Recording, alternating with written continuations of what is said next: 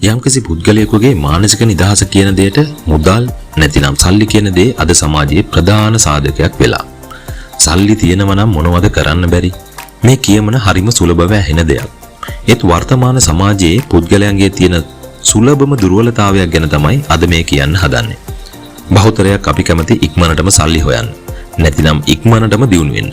ඒක අපිට ඉක්මනටම කරන්න ඕන. කාලයෙන් නැත්නම් පිළිවෙල කියන දේ අපිට අදාළම නැහැ. ඒකෙන් අපි ටික කාලයක් හොඳටම සතුටින් ඉඳලා බොහෝ කාලයක් දුකින් කල් ගෙවනවා. නැතිනම් කිසිම දියුණුවක් නැතිව එකම විදිහට කල් ගෙවනවා. ඒක වෙන්නේ මෙන්න මෙහෙම. තමන්ගේ අතට යම්කිසි මුදලක් ලැබුණාම අපි ඒක කිසිම කළමනාකරණයක් නැතුව වියදම් කරනවා. මොකද අපි මේ වෙලාවට ලොකු සල්ලිකාරයෙක්. අපි හිතේ හැටියට වියදම් කරනවා. සමහර විට අත්‍යවශ්‍යතාවය කියන දේ ගැන කිසිම තැකීමක් කරන්නේ නැතුව. ඒ වියදම කෑමවලට අත්‍යවශ්‍ය නොවන විනෝද සාධ සඳහා සිගරට් බොන කෙනෙක් නම් සිගරට් වලට හා අනෙකුත් දේවලට වෙන්න පුළුවන්. වැඩි කාලයක් යන කලින් මේ සතුට දුක අතට හැරෙන්න පටන් ගන්නවා. ඒ කොහොමද? දන්නේම නැතුව අතේ තිබුණ සල්ලි දැන් ගොඩක් අඩු වෙලා. අත්‍යවශ්‍ය වියදම්. ඒ කියන්නේ දුරකථන බිල්, වතුර බිල්, ගෙවල් කොලේ, ගමන් වියදම්, රූපවාහිනී බිල්, ඒ වගේම බෙහෙත් වලට, වාහන නඩත්තු වලට, ඉන්ධන හැම දෙයකම යන වියදම බැලුවොත් ඒවට වියදම් කරන්න දැන් අතේ සල්ලි නැහැ.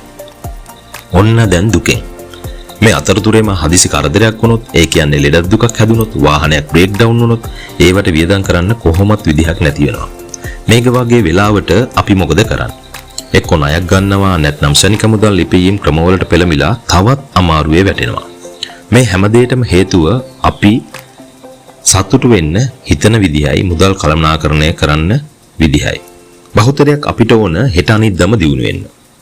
ජීවිතයේ අරමුණු නැත්නම් ඉලක්ක කියන ඒවා අපේ ජීවිතයට තිබියම යුතු දෙයක්. හැබැයි මේ අරමුණු ඉලක්ක නිසි සැලසුමක් නැතිව ඉක්මනින් ඉටු කරගන්න හදන අපි හැමදාම ඉන්නේ එකම තැනක. හොඳ උදාහරණ ටිකක් බලමු. අපි වෙළඳ පොලෙන් පොල් ගෙඩි මෙලදී ගන්නවා. නමුත් අපි කීයෙන් කී දෙනාද හිතන්නේ යම්කිසි මුදලක් දීලා පොල් පැලයක් අරගෙන ඒ පොල් පැලයෙන් වැඩෙන පොල් ගසෙන් පොල් පළදාවක් නෙලන්න. එතකොට අපිට වෙළඳ පොලට යන සල්ලි අවුරුදු 4-5ක් ගියාට පස්සේ ගොඩක් අඩු වෙන්න පුළුවන්. නමුත් අපි ඒක හිතන්නේ වෙනත් විදිහකට. පොල් පැලයක් පොල් ගසක් වෙනකම් වැඩිලා පොල් පළදාව නෙලන්න අවුරුදු 4-5ක් යනවා. අපි ඒක දකිනවා අම්බෝ අවුරුදු 4-5ක් කියන්නේ තව කොච්චර කල්ද කියන එක. ඔන්න ඔය විදිහටයි අපි හිතන විදිය. තවත් උදාහරණයක්. අපි වෙළඳපොලෙන් ලොතරැයි මිලදී ගන්නවා. අපි කාලයක් ගිහිල්ලා අපිට රුපියල් 1000ක දිනුමක් ඇදුනොත් ඔන්න ඔය වෙලාවට බහුතරයක් අපි සතුටු වෙනවා. ෂා රුපියල් 1000ක දිනුමක් මට ඇදිලා කියලා. නමුත් අපි කීයෙන් කී දෙනාද හිතන්නේ ඔය රුපියල් 1000 දිනුමට ඇදෙනකන් අපි ලොතරැයි ගන්න කීයක් වියදම් කරන්න ඇතිද කියලා. ඉතින් ඔන්න ඔය විදිහට හිතනකොට අපිට කවදාවත් දියුණු වෙන්න අමාරුයි. තව හොඳ උදාහරණයක් බලමු. මම අර ඉස්සෙල්ලා කිව්වා වගේ අත්‍යවශ්‍ය වෙලාවට නැත්නම් හදිසි කරදරයකදී ගන්න අපිට සල්ලි කීයක් හරි ඉතුරු වෙන්න ඕන. අපේ දුර්වලතාවයක් තමයි අපි ළඟ සල්ලි රැඳෙනවා නම් අපි ඒක කිසිම කළමනාකරණයක් නැතුව වියදම් කරනවා.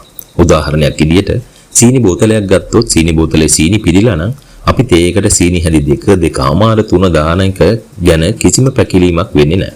නමුත් සීනි බෝතලේ සීනි ගොඩක් අඩුයි නම් සමහර විට අපේ සීනි අතේ කාලා වුණත් තේක බොන්න ඉඩ තියෙනවා.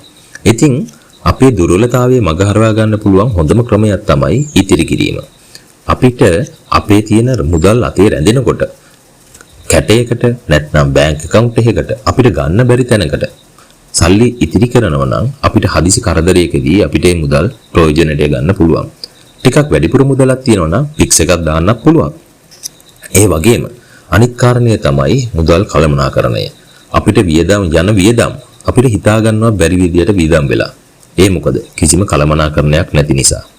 නමුත් මම ඊළඟ වීඩියෝදී ඔයාලට කියලා දෙන්නම් ඔයාලගේ වියදම් පාලනය කරගන්නේ කොහොමද කියලා.